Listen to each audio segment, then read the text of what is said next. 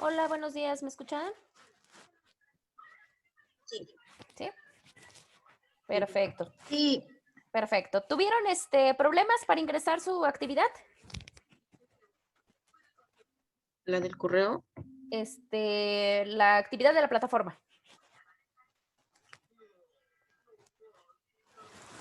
No te escucho, Diana. Perdón. De la tarea. Ajá. Pues yo me metí a la plataforma y a mí no me salía en plataforma como tal algo. Nada más me venía lo que habíamos visto, pero nada más. Ok, porque chequé, de hecho, me mandó mensaje la maestra Leti, lo chequé y sí, redirige para allá, fíjense. Sí, hace la redirección. Entonces hay que checarlo. ¿Alguien más tuvo problemas? Ángela, Amelia.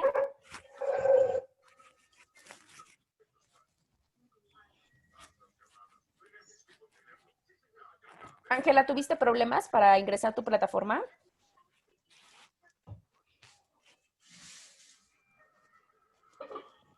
Sí tuve problemas. Que no, igual no localizaste el documento o algo así. Sí, no lo pude localizar en la plataforma. Ok, vamos a checar entonces porque se supone que las lecturas se tienen que adjuntar con un enlace externo. ¿Qué quiere decir? Para que obviamente se puedan traspasar a otra página, digamos que no las abren mismo en la plataforma. Entonces vamos a checar si igual seguimos teniendo ese problema, mejor las vamos a adjuntar ahí mismo para que ahí mismo se puedan aperturar y ya puedan tener la propia lectura ahí y puedan trabajarla de esa manera. Pero checamos, de todos modos checamos y ya cualquier cosa yo me estaría comunicando con, ¿de quién tengo el teléfono? De Andrea, creo. Bueno, a ver, ahorita está ingresando Andrea. A ver. Andrea, ¿me escuchas? Sí, Lick. Andrea, ¿sí pudiste al final ingresar y demás a la plataforma o también tuviste problemas? Yo sí, pero lo que pasa es que para mandarles el video en Drive, no, Ajá. mis compañeros no pudieron verlo. No podrían ingresar. Miren, no se preocupen, me llegaron varias solicitudes, obviamente porque se tiene que dar una autorización, pero lo que vamos a hacer, ya tengo todo cargado en un canal de YouTube. Entonces mejor los voy a redirigir para allá, le mando a Andrea el nombre del canal y ya obviamente tiene el nombre de la materia, porque obviamente están todas mis materias de Oriente ahí. Entonces van a encontrar de amparo y van a encontrar de historia del derecho, obviamente, y de métodos y técnicas. Entonces ustedes van a poderlo localizar por fecha. Ven el nombre de la materia y la fecha y ya pueden ingresar. Si necesitan consultar para que no haya ningún problema. A ver, rápidamente, Okay. ¿sí? ¿Les parece? Perfecto. Ya luego checamos lo de las fechas, la entrega y demás. Ahora nada más les comento rapidísimo. A las 11 de la mañana tengo una junta precisamente por parte de la escuela. Entonces me decían que les dejara una actividad para que pudiera irme a mi junta a las 11 de la mañana. Entonces no les va a dejar una actividad extra, sino lo mismo, para que obviamente puedan realizar la cuestión de su plataforma, ya si la pueden realizar en esa hora, ya no tengan tarea para la semana que viene, ¿sí? En este caso sería la semana número 3. Entonces, para que busquen el material y demás de la semana número 3 y ya tengan por lo menos una hora para trabajarlo, ¿sí? Sí. Perfecto. Okay. Va. De todos modos, cualquier cosa y demás, yo estoy pendiente en el teléfono por si tienen igual alguna problemática con el material o cualquier cosa. De todos modos, seguiríamos, bueno, sobre todo en este caso con Andrea, que es de la que tengo propiamente el contacto. A ver, Sí, Lick. ¿sí? Perfecto. Sí, está bien. Gracias. Sí, perfecto. Déjenme admitir quién entró a Maricruz. Denme un segundo. Bueno, la segunda semana, si mal no recuerdo, nos quedamos por acá, en la cuestión de derecho, ¿sí? No, mentira, nos quedamos en la cuestión de mexicano, de la designación de mexicano. ¿Sí? Nos quedamos en mexicano. Exactamente. Bueno, vamos a hacer un concentrado porque obviamente Sí. nos dejamos de ver una semana y como que después de una semana como que se nos olvidan un poquito las cosas. Vamos a hacer nada más como una remembranza de lo que vimos del tema de mexicano. Hablábamos de las cuestiones que para hablar de mexicano nosotros teníamos que comprender primero los elementos que componen el Estado mexicano. Les comentaba en ese momento que el Estado se compone por dos tipos de elementos, lo que son los elementos materiales y lo que son los elementos formales. Los materiales les decía que era algo perceptible, era algo que se podía percibir con los sentidos, que se podía palpar y demás. En el caso de los formales, no, los formales son ficciones, ¿sí? En el caso de los, como ejemplo, poníamos de los formales, poníamos la soberanía, poníamos el poder como ejemplos. Y en el caso de los materiales, que eran los que estábamos viendo con un poquito más de detenimiento, era el territorio y era la población, ¿sí? En el caso de, vimos primero, si mal no recuerdo, lo que era el territorio, ¿sí? En el caso del territorio decíamos que era esta delimitación o esta demarcación en la cual se podía, un gobierno podía ejercer su propio poder. Y hablábamos que se tenían concepciones positivas y concepciones negativas, pero básicamente dentro del territorio, de acuerdo a la definición propia que nos daba Jelinek, teníamos dos principios importantes, que era el de impenetrabilidad y el de indivisibilidad, y ahí fue donde nos quedamos, ¿sí? Sí. Ok, en el caso de la cuestión de impenetrabilidad, que lo vamos a ver aquí, teníamos una cuestión, eso se refiere a que no el Estado como tal... ¿Mande? No, perdón. Ah, ¿quién la hablan? Ok, en el caso del principio de impenetrabilidad, es un principio que tiene precisamente el territorio del Estado mexicano en cuanto a que no puede permitir la intromisión de cualquier otro país, ¿sí? O sea, no puede venir un país externo o el gobierno de un país externo a querer determinar las cuestiones referentes a nuestro territorio. Esto va muy ligado con la parte del intervencionismo, ¿sí? No podemos permitir intervención de ningún Estado extranjero. Y en el caso del principio de indivisibilidad, tiene que ver con la parte de que el territorio como tal no puede segregarse. ¿Qué quiere decir que no puede segregarse? Que no puede ser partido o que no puede ser dividido en segmentos a capricho o a designación ni de cualquier gobierno, ni nacional ni extranjero. Como tal, nosotros ya tenemos una demarcación territorial. Anteriormente se contaba con 31 entidades federativas y un distrito federal. Con las reformas que se acaban de realizar, pues ya recordemos que el Distrito Federal ya pasa a conformar parte de un estado, entonces quedamos conformados con una cuestión de 32 entidades federativas. Ya no se pueden segregar más, no podemos decir Puebla, pues que se divide en dos y ya sean dos Pueblas, no se puede, bajo este principio de indivisibilidad, ¿sí? ¿Hasta acá tenemos alguna duda de lo que es el territorio? No. De hecho, para cuestión de su examen y demás, para cuestiones técnicas de alguna revisión o de alguna cuestión de examen, el territorio quedaría definido como lo que tienen en esta esfera, ¿sale? En la esfera que les estoy señalando. ¿Qué quiere decir? Que como tal se habla de que el territorio va a ser la sujeción de todas las personas que viven en el ámbito espacial del territorio al poder estatal. O sea, nosotros que vivimos en México nos tenemos que sujetar a toda la normatividad y a todo el poder estatal del Estado mexicano. ¿Sí? Perfecto. Ahora, ya pasaríamos como tal a nuestro siguiente elemento de carácter material del Estado. Y aquí en la población es donde entra propiamente la parte que comentábamos nosotros del mexicano. Para hablar de esta cuestión de historia del derecho mexicano, pues tenemos que ver quién es el mexicano. En el caso de la población la van a integrar todas aquellas personas, o bueno, decir hombres, cuando decimos todos aquellos hombres, no nos referimos al sexo masculino, sino al carácter, obviamente, de ser humano, ¿sí? A todos los hombres que van a pertenecer a un estado. Cuando hablamos de estado, no nos referimos al estado de Puebla, al estado de Oaxaca, no, nos referimos al estado mexicano. En este sentido, como tal, el doctrinario García Maínez, que ustedes ya saben que es muy conocido en el ámbito del derecho, él hace una cuestión dual, o sea, él divide o hace una distinción en un aspecto doble que tiene la población. En este caso, ¿cuál es este aspecto doble? El aspecto doble es que nos habla de la población como un objeto de la actividad estatal, ¿sí? Un sujeto de la actividad estatal. Tenemos por una parte cuando es objeto de la actividad y por otra parte cuando es sujeto de la actividad. Cuando se habla que la población es un objeto de la actividad, entenderíamos, o conforme lo designa propiamente Maínez, se referiría a la parte de un súbdito, ¿sí? Si nosotros somos objetos de la actividad estatal, somos súbditos. Pero si nosotros somos sujetos de la actividad estatal, ya nos convertiríamos en la parte de ciudadanos, que es como nosotros estamos demarcados o designados dentro de un territorio, ¿sí? Ahora, eso por un lado.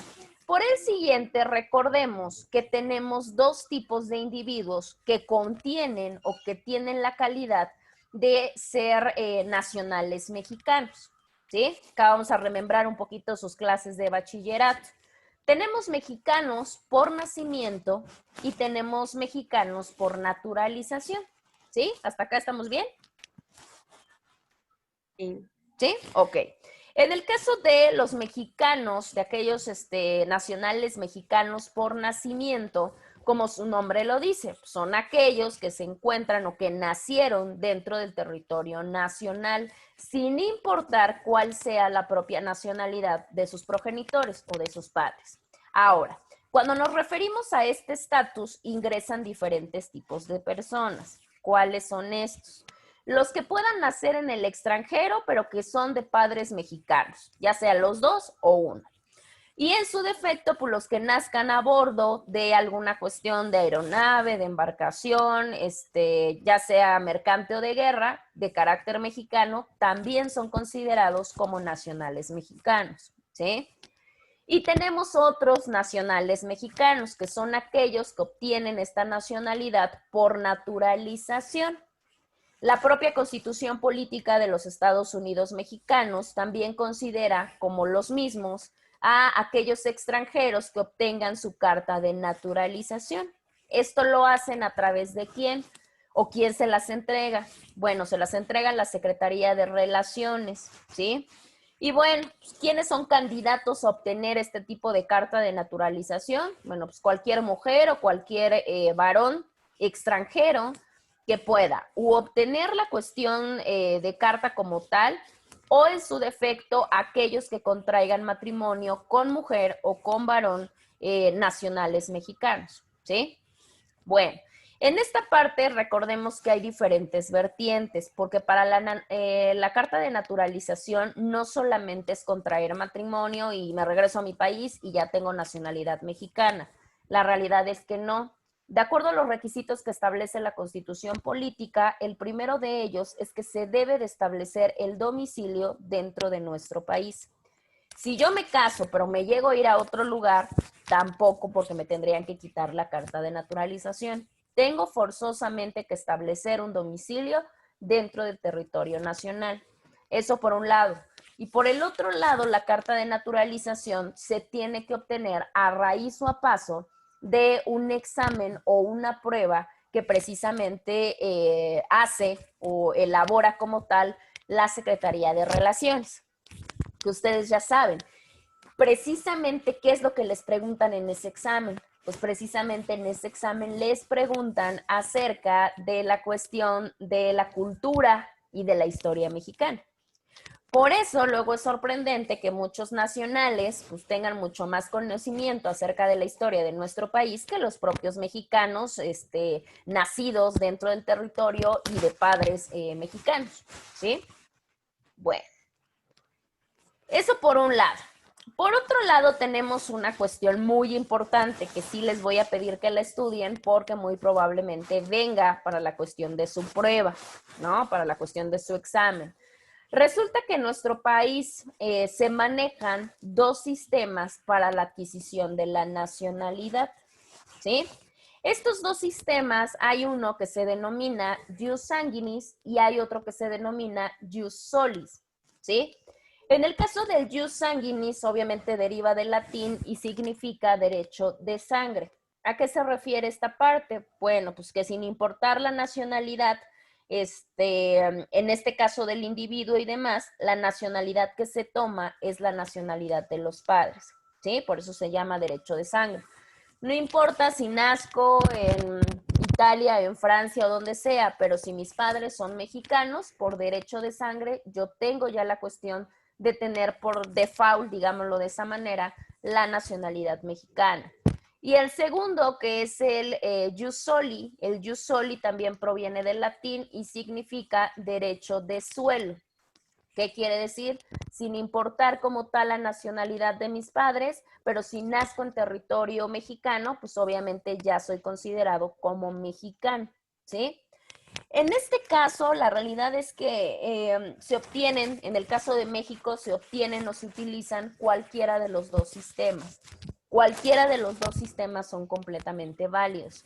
Cada país tendrá sus diferentes sistemas de aplicación. De hecho, México es uno de los países que no te pide renunciar a tu nacionalidad de origen por obtener otra, ¿sí? Hay países donde no, hay países donde si tú quieres una nacionalidad, tienes que renunciar a la nacionalidad de origen, ¿sí? Hasta acá les pregunto, ¿tienen alguna duda o alguna pregunta precisamente de los sistemas para la adquisición de la nacionalidad? No. ¿No? ¿Seguros? Yo sí, tenemos que estudiar el sistema para la adquisición de la nacionalidad. Eso es lo que puede llegar a venir en el examen. Claro.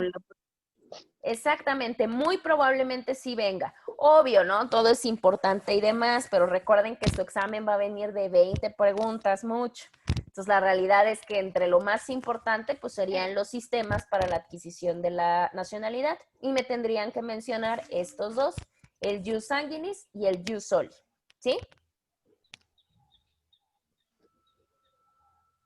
Gracias. Perfecto. Bueno. Ya de ahí ya nosotros pasaríamos a estudiar algo que se llama método. Les pregunto así de manera general antes de irnos al método en particular. ¿Qué es el método? Hombre, déjenme hablo mío.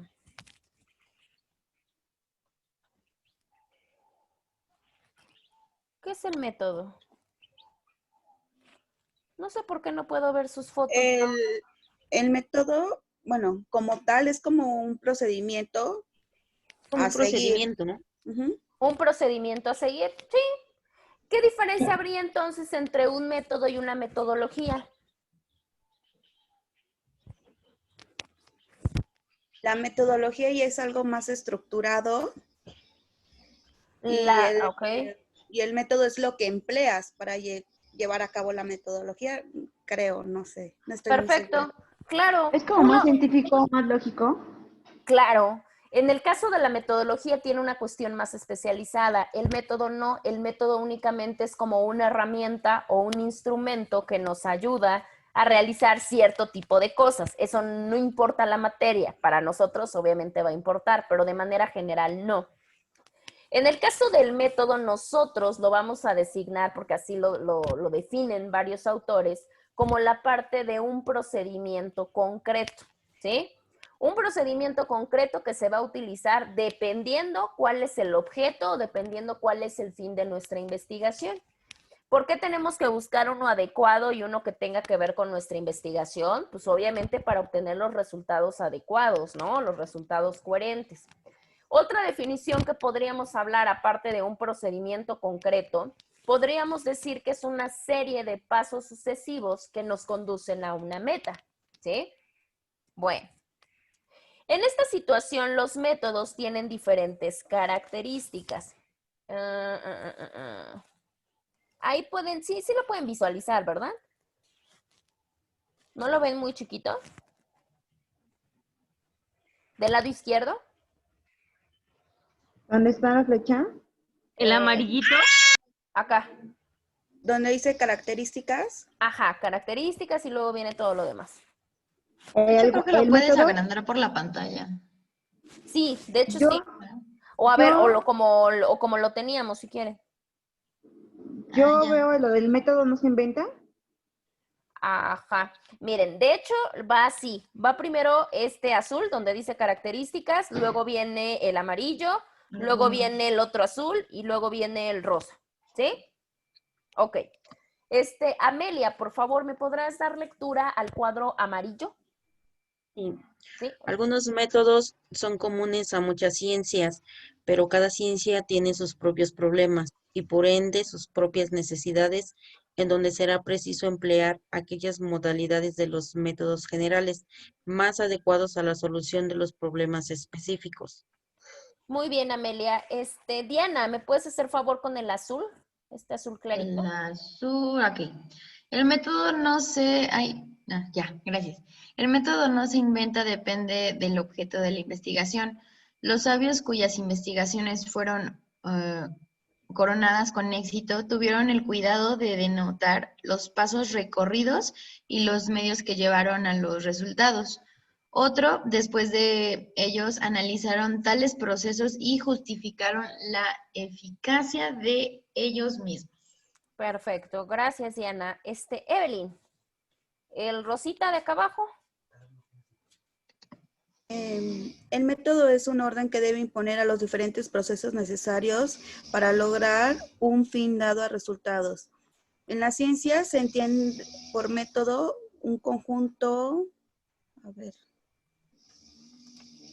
ya no puedo leer abajo. Ok. Es un conjunto de proceso que el hombre debe emprender en la investigación y demostración de la verdad. Y ahí acaba.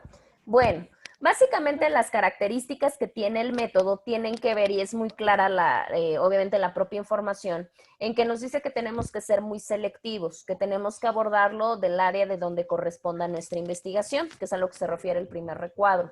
El segundo nos habla de que no es una cuestión inventiva. No es que yo me invento un método y a ver qué sale, no. La realidad es que ya hay una seriación de pasos que precisamente los autores se han encargado de ponernos, obviamente, a la vista o de ponernos dentro de nuestro conocimiento para poderlas llevar a cabo.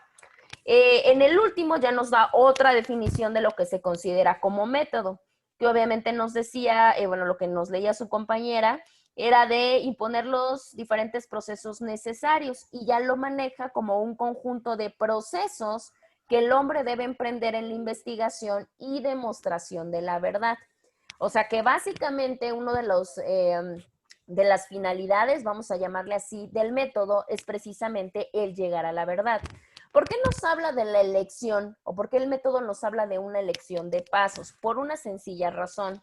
Porque no es lo mismo un método que se utiliza dentro de las ciencias exactas, ¿no? De la cuestión, no sé, de las matemáticas o de una investigación de la biología y demás, a una metodología o a un método que se emplee dentro de una investigación de ciencias sociales. Por un decir, pues el derecho, y por un decir más claro, pues obviamente la historia del derecho. Tenemos que ser muy selectivos en esa parte.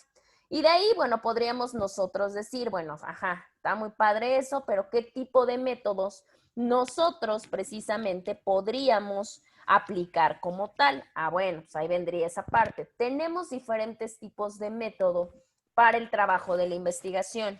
Nuestra materia como tal no es metodología, porque ustedes muy probablemente lleven metodología de la investigación, métodos y técnicas de la investigación jurídica. Pero es importante que sepan acerca del método porque precisamente para la historia de manera general sí se necesita un método en específico. Va. Xochitl, ¿alcanzas a visualizar tu primer cuadrito? Que habla del método analítico. Sí, ¿Sí? ¿Le puedes dar lectura, Sí. por favor? Gracias. claro. Método analítico. Se distinguen los elementos de un fenómeno y se revisan ordenadamente cada uno de los elementos por separado. Ok.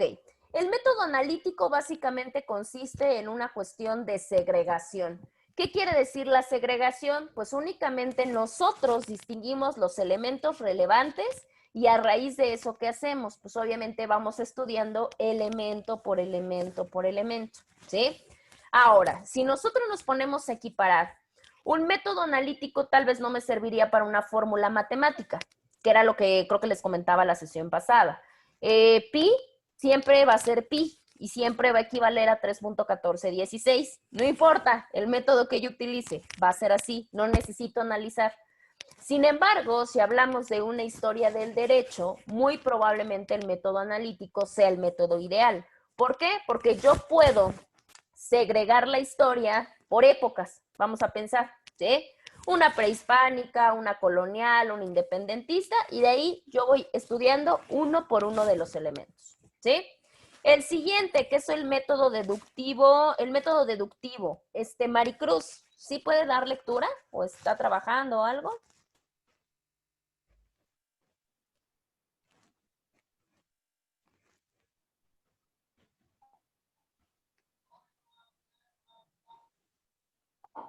Creo que está trabajando. Sí, Sí, ya, maestra, claro. perfecto. Este método deductivo consiste en obtener conclusiones particulares a partir de una ley universal. Perfecto, gracias Maricruz. Ok, Sí, el maestra. método deductivo es uno de los más utilizados, ¿sí? La cuestión de la deducción, ¿qué quiere decir? A través de un conocimiento general, yo lo único que hago es abstraer características singulares, ¿sí? Vamos a poner un ejemplo, vamos a estudiar el fenómeno de la delincuencia, ¿sí? ¿Qué quiere decir? Nosotros partimos de una idea general de lo que es la delincuencia o de una ley universal de lo que es la delincuencia y a partir de ahí, pues ya nosotros basamos nuestro estudio, ¿sí? O sea, vamos deduciendo las cuestiones.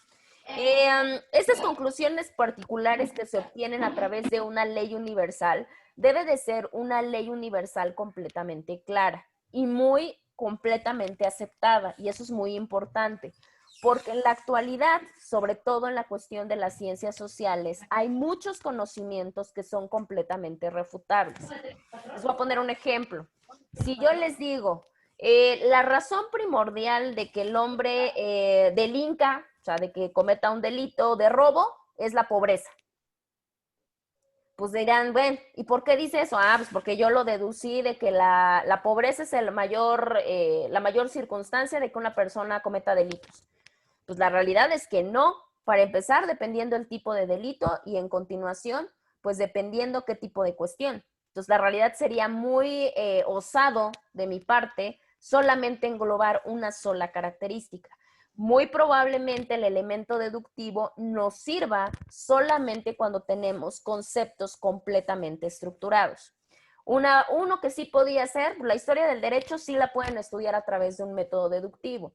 ¿Por qué? Pues porque si tenemos fechas, por ejemplo, completamente estructuradas y que no va a venir nadie y no me va a decir que en este caso la independencia de México no se dio en 1810. No, la realidad es que eso sí es así y a partir de ahí yo puedo deducir varias cosas a través de los vestigios que como tal ya tengo.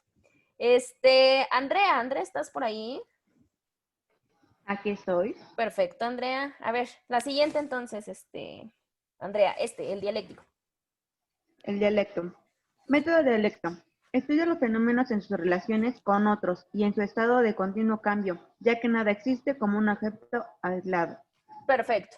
Por excelencia, uno de los métodos más importantes para poder estudiar no solamente historia del derecho, sino para poder estudiar cualquier tipo de ciencia social. De hecho, el derecho de manera general sí se puede estabilizar o sí se puede estudiar por medio del método dialéctico. ¿Por qué?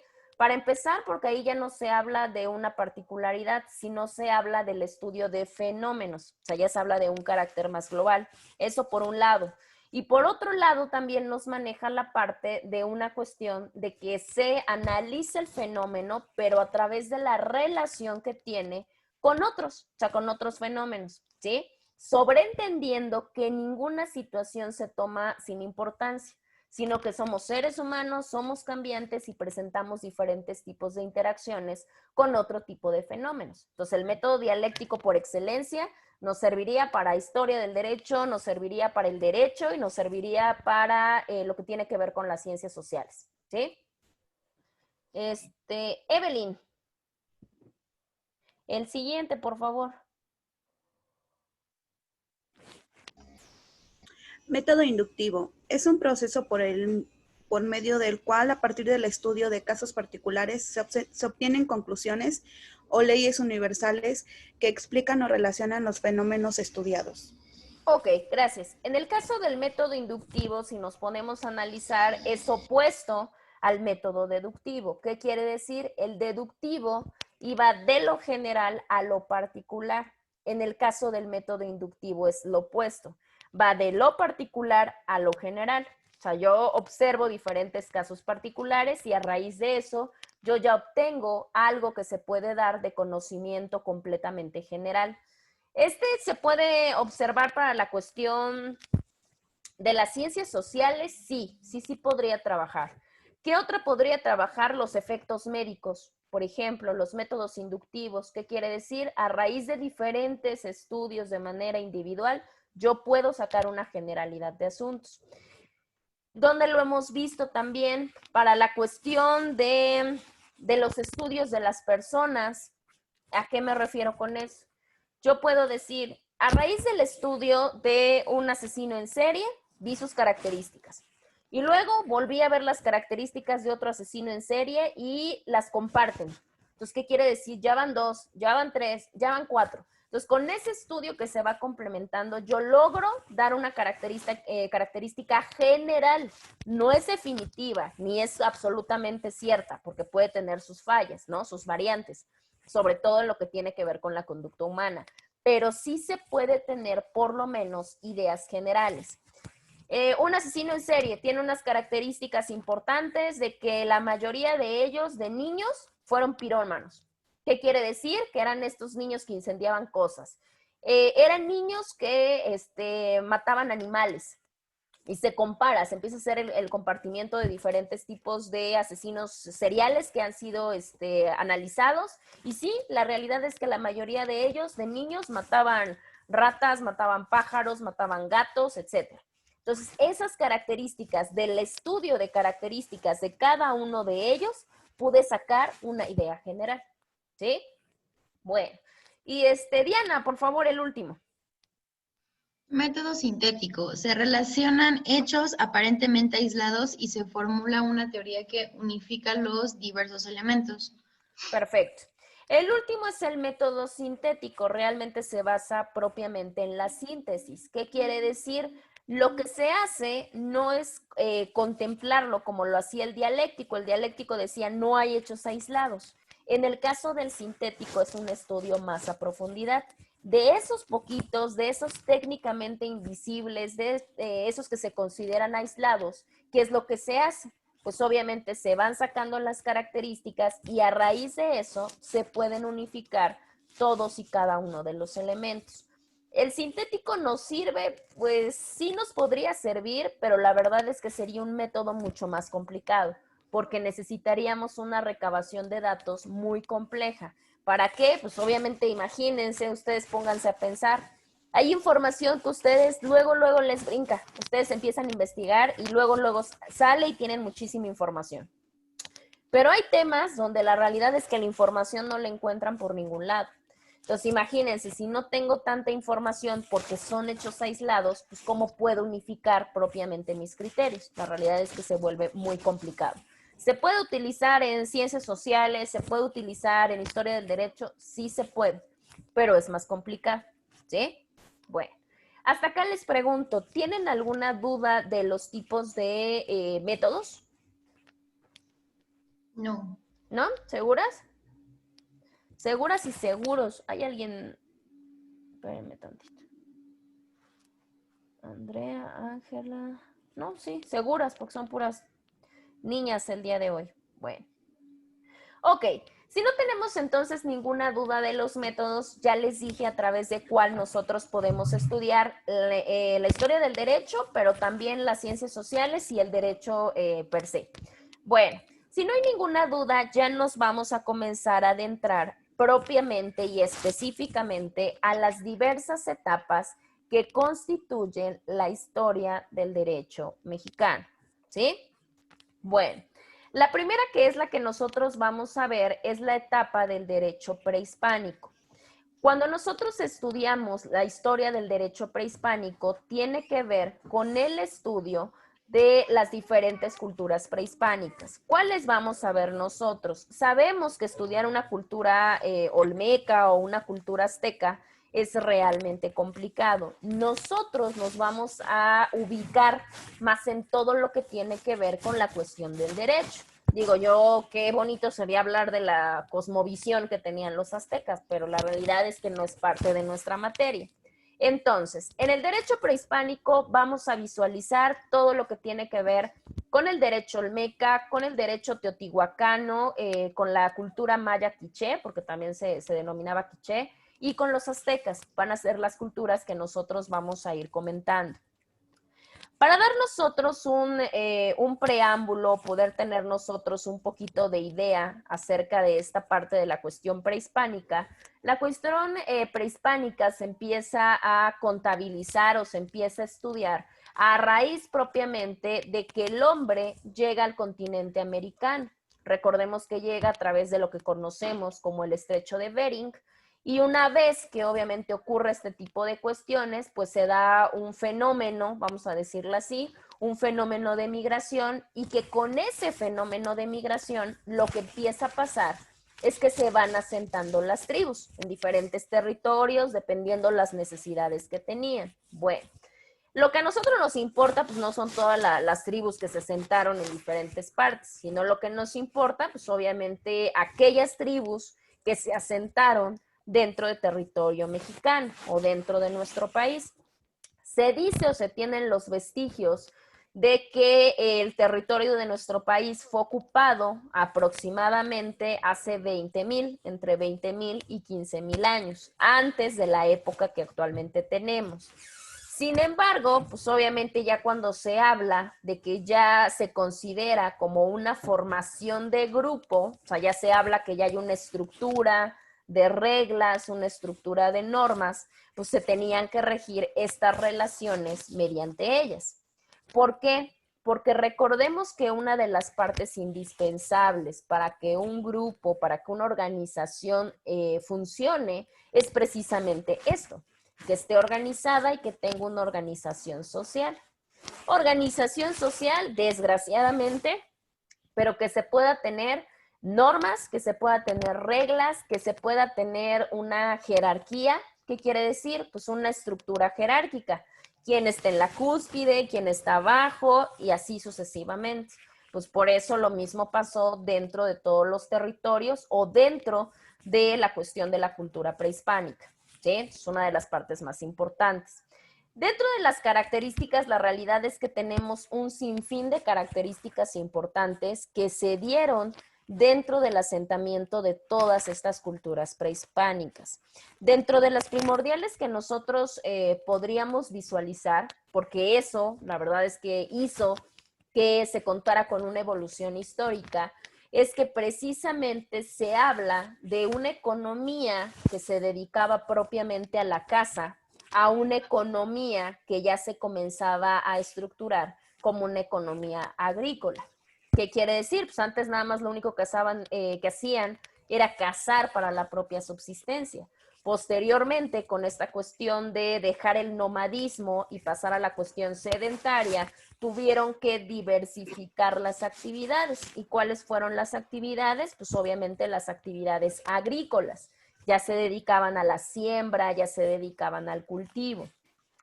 En este caso, bueno, el hombre mexicano hizo una transición que era, como les decía, de una cuestión de caza a una cuestión meramente agrícola.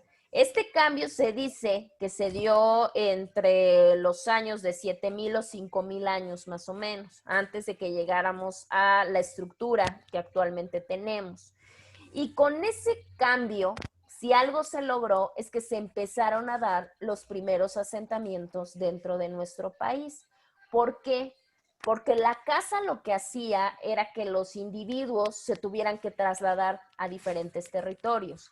Con la cuestión agrícola, que ya tenían a los animalitos y ya engordaban a los animalitos y demás, y la cuestión de cultivar y de sembrar y demás, lo que hicieron es que los individuos o la colectividad se tuviera que asentar en un solo lugar y se quedaran ahí por mucho tiempo. Bueno, ahora, En ese punto se habla de que en nuestro país se han localizado indicios más o menos de 3,000 años anteriores. Y en este caso ya se da que ya había una práctica para poder domesticar a los animales, ¿sí? Obvio, y cabe mencionarlo, la domesticación de los animales solo se daba con con cierto tipo de especies, específicamente los perros, ¿sí? Entre ellos, ¿cuáles? Los chihuahua, por ejemplo, porque eran especies pequeñitas, o en el caso de estos animales que luego se traspasaron a la cuestión mitológica, como lo son los Xoloitzcuintles, ¿sí? Bueno, eso avanzó, hablaríamos de 3,000 años. Ya si nos pasamos a otros 1,000 años después, que ya estaríamos en el año 2000 antes de Cristo, ya aparece uno de los elementos característicos en nuestro país más importantes hasta la fecha, que tenemos un reconocimiento internacional. ¿Y cuál es? Pues obviamente cuando se da la aparición del maíz. ¿Por qué? Porque la aparición del maíz lo que logra hacer es que se convierta en la base de la alimentación de todos los indígenas, sin importar la cultura, ¿sí? En ese caso no importa, o sea, en ese momento seguían de todos modos, aunque ya se había descubierto la base de la alimentación, se seguían dando los fenómenos o los movimientos migratorios. ¿Qué quiere decir? Que en este caso los indígenas seguían buscando lugares donde se pudieran establecer, ¿sí? Bueno, los pueblos mexicanos, sin importar a qué cultura nos podamos referir, las realidades es que sí tenían muchas similitudes, por lo menos en carácter cultural, por dos razones muy importantes. Primero, porque compartían, obviamente, la cuestión del territorio y porque había cuestiones muy similares en cuanto a la parte del clima. Eso era una de las cuestiones de similitudes que tenían. Otra, pues ya la forma de cómo trabajaban, o sea, los tipos de trabajo y los tipos de actividades que cada quien manejaba. ¿Qué otra cosa? Pues las costumbres también eran muy semejantes de territorio a territorio. El manejo de materiales, también manejaban los mismos materiales. De hecho, se dice que todos los trabajos que se realizaban de manera manual con plumas era una de las cuestiones más importantes de su economía. Y obviamente, pues esto requería, porque era muy importante para su economía, pues era muy importante porque esto les ayudaba a poder realizar intercambios, ¿sí? Entre el alimento y entre las cuestiones manuales, ellos iban realizando sus intercambios, que es lo que conocemos en la actualidad como trueque, ¿sí? Y obviamente este intercambio no se daba solamente en una zona, sino que se daba entre diferentes tipos de pueblos indígenas. Y eso lo que realizaba o lo que favorecía es que existiera diferentes tipos de cuestiones o de flujo comercial. ¿Qué quiere decir? Que pues el activo fluía, sin importar si era en especie de alimento, en especie de materiales, en especie, sin importar de qué se tratara. Ahora, en ese caso, ¿qué era lo que se manejaba? Porque todo estaba completamente bien. Sin embargo, sí tenían la necesidad de tener diferentes tipos de relaciones que necesitaban ser reguladas. ¿Qué quiere decir? Por ejemplo, la figura del trueque tenía que tener una normatividad para que pudieran realizar.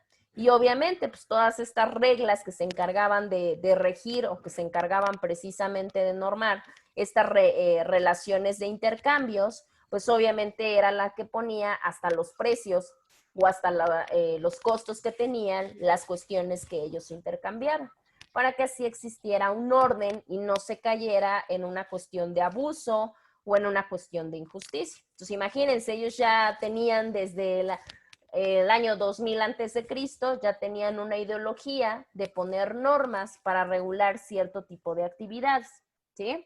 Bueno. Eso por un lado en cuanto a la cuestión general de las culturas prehispánicas. Aportaciones importantes que nosotros podríamos manejar como aportaciones al derecho es que desde ese momento ya se hacía una distinción entre lo que era un delito doloso y entre lo que era un delito culposo. Imagínense la evolución, obviamente, de las culturas, que ellos ya distinguían algo que se hacía con completa intención por afectar a una persona y algo que se hacía sin intención o de manera accidental. Eso por un lado. Otra aportación importante que nos brinda precisamente la cuestión de las culturas prehispánicas al derecho es que ya se hablaba de un procedimiento público. ¿Qué quiere decir la parte del procedimiento público? Que ya se exhibía o ya se daba la cuestión de llevar un juicio frente a toda la comunidad o frente a todo el pueblo. Hay vestigios, y no solamente en las culturas prehispánicas mexicanas, sino en cuestión de historia del derecho internacional, que la idea o el pensamiento de ejercitar estos procedimientos de manera pública era por una cuestión muy importante, porque lo hacían como una manera de prevención criminógena. ¿Qué quiere decir? Que ellos decían, vamos a exhibir a la persona, la vamos a sancionar en público para que los demás entiendan, es como un escarmiento o como un mecanismo de miedo, para que los demás entiendan que si llegan a cometer una mala conducta, si llegan a transgredir la norma, esto les va a pasar, ¿no? Bueno, otra figura muy importante dentro del derecho prehispánico es que ya se habla la figura del perdón del ofendido. Una figura que hasta la fecha todavía se cuenta con la misma. ¿Cuál es el perdón del ofendido? Pues precisamente como su nombre lo dice. Es una cuestión exculpatoria por parte de la víctima en contra de su victimario, en donde decide precisamente exculparlo de la comisión del delito y con eso, si no se considera un delito grave, pues lo pueden dejar salir bajo algún tipo de sanción. Pues desde ese momento ya se hablaba de esta figura de perdón del ofendido. Bueno. Otra figura también de carácter penal que ya se tenía en la cultura prehispánica era la figura de la reparación del daño. Una figura que hasta la fecha el derecho mexicano todavía la contempla. ¿Y en qué consiste esta figura en la cuestión de la reparación del daño? Pues que si se comete un delito o se afecta algún interés o algún derecho de un tercero, pues tengo la completa obligación de carácter jurídico a tener que reparar el daño que le he causado, ¿sí? Entonces, obviamente, a raíz de eso, pues se tiene de esa misma manera. Otra figura igual atendida a diferentes materias es el procedimiento sumario. ¿Qué es el procedimiento sumario? El procedimiento sumario es una forma de procedimiento o es una forma de proceso que se lleva a cabo de manera más rápida. ¿A favor de qué? Pues de que no se demore en diferentes tipos de etapas procesales, sino que solamente se desahoga en un solo acto y queda solucionado el conflicto. Pues imagínense, desde ese tiempo ya se comenzaba a precisamente abordar esta figura, en donde trataban de ahorrar tiempo procesal y lo hacían todo de una sola vez. Otra figura importante por cuestión del derecho prehispánico era la existencia del arbitrio judicial. Recordemos que en la actualidad contamos con métodos alternativos de solución al conflicto. ¿Cuáles son estas? Pues obviamente para no llegar a la litis, soluciono mi problemática pues, con antelación. O sea, ya a través de un mediador, de un árbitro, de un conciliador. Pues en ese momento también ya se hablaba de una figura que hacía que las personas en controversia o en conflicto platicaran y resolvieran su problemática antes de llegar a un procedimiento. Pues imagínense. ¿Qué otra cosa? Bueno, ahí no se hablaba de una cuestión de recurso, ahí no había recurso de impugnación de las sentencias y de la resolución de los jueces. Recordemos también, actualmente contamos con diferentes medios de protección o con diferentes medios que si yo no estoy de acuerdo con la resolución de un juez, pues me puedo inconformar, pues en ese momento no existía. La figura era completa, que si un juez determinaba sentenciar a alguien a lo que fuera, en ese momento no había mecanismo de inconformarse, y eso es muy importante. Y lo último, ya se hablaba de la utilización de abogados para que se pudieran resolver los conflictos. ¿Qué quiere decir? En ese momento ya existía una figura que contaba con el conocimiento de las normas, el conocimiento de las leyes, el conocimiento de los procedimientos y que podían interceder ante una persona para poder hacer valer su derecho. Ya se contaba desde el derecho prehispánico con estas figuras que hoy se conocen como abogados. No se denominaban igual, no se les pedían los mismos requisitos, pero sin en cambio es muy importante saber que de cierta manera ya existía esa figura o que esa figura ya se encontraba completamente latente dentro de un sistema de reglas o dentro de una organización social de un determinado territorio, ¿sí? ¿Hasta que tienen alguna duda o alguna pregunta, alguna cuestión? No. ¿No? No. ¿Seguros? Bueno, entonces nosotros nos vamos a quedar aquí en esta parte que es la cuestión del derecho prehispánico, que es básicamente la introducción que acabamos de dar para la cuestión general de las contribuciones del derecho prehispánico. Ya en la siguiente sesión ya vamos a ver las culturas de manera particular. En este caso vamos a iniciar con lo que es la cultura azteca, y vamos a conocer un poquito de cómo se vivía o cómo se daba el derecho dentro de ese momento y qué figuras o qué situaciones sirvieron como base para tener el derecho que actualmente tenemos. ¿Sí? Bueno, entonces, si no hay dudas o si no hay preguntas, espérenme tantito, nada más les voy a pasar de una vez lista, porque creo... A ver, déjenme ver. Lick, una pregunta, ¿esas Dígame. diapositivas la van a subir a la plataforma? Sí, les había comentado que generalmente se las voy a subir cada 3 semanas para más o menos ir cerrando el material y ya les voy a avisar. Sí, probablemente sí se las suba por la plataforma. Bueno, déjenme ver Gracias. porque me aparecieron creo que 2 o 3 listas de ustedes, no sé por qué. Espérenme tantito. Lick, una pregunta. Dígame. ¿Ahorita qué vamos a hacer? ¿Nos va a dejar la actividad o me va a mandar el link de los videos de YouTube? ¿O qué vamos a hacer? Van a realizar la actividad de la semana número Vamos a 3 desayunar. o van a desayunar. Exactamente. Sí, la realidad es que yo les tengo que dejar, digo, no por otra cosa, ¿no? Ya ustedes decidirán si se quieren ir a desayunar o se quieren poner a avanzar en su actividad. Eso ya es libre albedrío de cada quien. A mí me dijeron, para que vayas a tu junta, les dejas actividad. Ya, te sabrán si sí o si no. Nada más mínimo, visiten la plataforma, ¿no? Para que, sí entraron, ¿no? De visita, pero por lo menos entraron. Bueno, pero sí lo tenemos que entregar hasta el otro sábado. Hasta el ¿o otro, lo no, tenemos que adelantar? hasta el otro sábado. Sí, no se preocupen. Tendrían la fecha hasta la siguiente semana. No se preocupen. Pero se los vamos a entregar por ¿qué medio? Por la plataforma. ¿Por plataforma? Sí, por la plataforma. Ya a raíz de ahí, pues ya estaríamos viendo a ver si no tenemos alguna otra problemática. Si llegan a tener problemática, sí les pediría que le avisaran a su compañera Andrea, y bueno, con ella es con la que tengo contacto, y ella que me diga y vemos la manera de resolverlo. ¿Les parece? Hecho. Perfecto. A ver, Aguilar Cardeña, Joaquina Evelyn, ¿está? Presente. Sí, ¿no? Perfecto. Cordero Saúl, bueno, Robles Saúl. Yo medio lo vi que entró, pero creo que ya después ya no. Ahí está, ¿no? Alexis. Alexis, ¿me escuchas? ¿Me escuchan? Sí, ya. Presente. Tuviste como que te salías y entrabas, ¿no, Alexis? No, tuve toda la clase, profe. Válgame el señor, y yo te voy diciendo que son puras niñas. Hachak Osorio Amelia Judith. Presente. Ya te vi. Jiménez López Maricruz.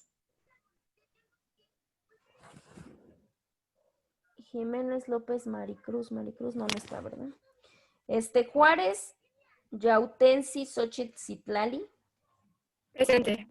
Perfecto. Martínez Flores Diana. Presente. Morales Balbuena Ángela Yasmín. Presente. Morales Pacheco Jael o Yael, ha de ser Yael. No está Yael, ¿verdad? Morales Valencia Emanuel. Tampoco. Perdomo Severiano Gabriela. No, tampoco. Y Perdomo Severiano Guillermo. Ah, caray. Y Vázquez Maravillas Andrea Liliana. Es Maravillas, con ese al último. Maravillas, ¿verdad? Ah, ok. Vázquez Maravillas Andrea Liliana. Perfecto. Licenciada, Mande. Maricruz puso que se iba a retirar. Ay, Dios, espérenme. Por un auxilio. Ajá, por un auxilio. Ay, Pero Dios, sí estaba. mandó en chat, ¿verdad? Dios, espérenme tantito. Ok, soy Andrea la administradora. Ah, ok, eso es entre ustedes, ¿no? Pero bueno, ok, sí, gracias. ¿Quién me dijo que se había retirado Maricruz? Maricruz. Falté yo. ¿Quién faltó? Saraí, no me mencionó. Saraí, válgame, a ver, espérenme tanto. Romero Carpio, Carla Viridiana. ¿No me apareces? A ver, Raro. raro. A ver, apellidos. Sánchez Carranza. Sánchez. Carranza. Saraí. Saraí. Perfecto. Sí, no sé por qué no me aparece Saraí. Voy a estar pendiente porque si no vamos a tener problemas cuando carguemos las calificaciones. ¿Ah? Sí, bueno, la otra maestra sí le aparezco. Fui la segunda que mencionó. Ah, caray, pues está muy raro porque pues se supone que están por orden alfabético. La otra maestra sí me mencionó. Sí, porque yo tengo miren, aquí está. ¿Sí se ve? Bueno, ahí está su No, lista. te veo oscuro. Ya. Bueno, ahí está su lista oficial. Ya le imprimí Vi todo puros para que no hubiera problema. Pero voy a checar en el sistema porque también me falta, vi que entró al final. Miguel Ángel, ¿estás por ahí? Sí. Miguel Ángel, tú tampoco me apareces. Miguel Ángel. De hecho, lo voy a anotar de una vez porque tampoco me aparecen. Ya nadie más me falta, por lo menos de los presentes.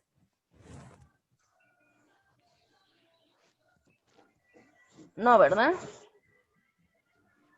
Ok, perfecto. Bueno, entonces los dejo salir y pues ya nada más les pido que revisen su plataforma y ya estaríamos en contacto, bueno, por cualquier cosa, pues con Andrea. Y si no, pues ya nos estaríamos escuchando la siguiente semana. Hecho. Ok. Lick nada más sería como que lo único, Gracias, ¿verdad? Lick. Lo de la plataforma y Ya. sería como la actividad nada más. Sí, nada más, sería lo único. Si no, no tienen, ahora sí que muy cargado esta semana. Perfecto, porque viene el mes patrio, hay que festejar. El y- patrio viene Ay, 15, 16.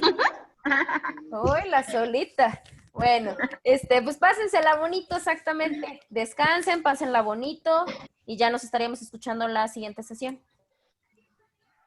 Ok, Lick, Sí, muchas licenciada, gracias. muchas gracias. Cuídense mucho, bonito fin de semana, bye. Bye. Bye.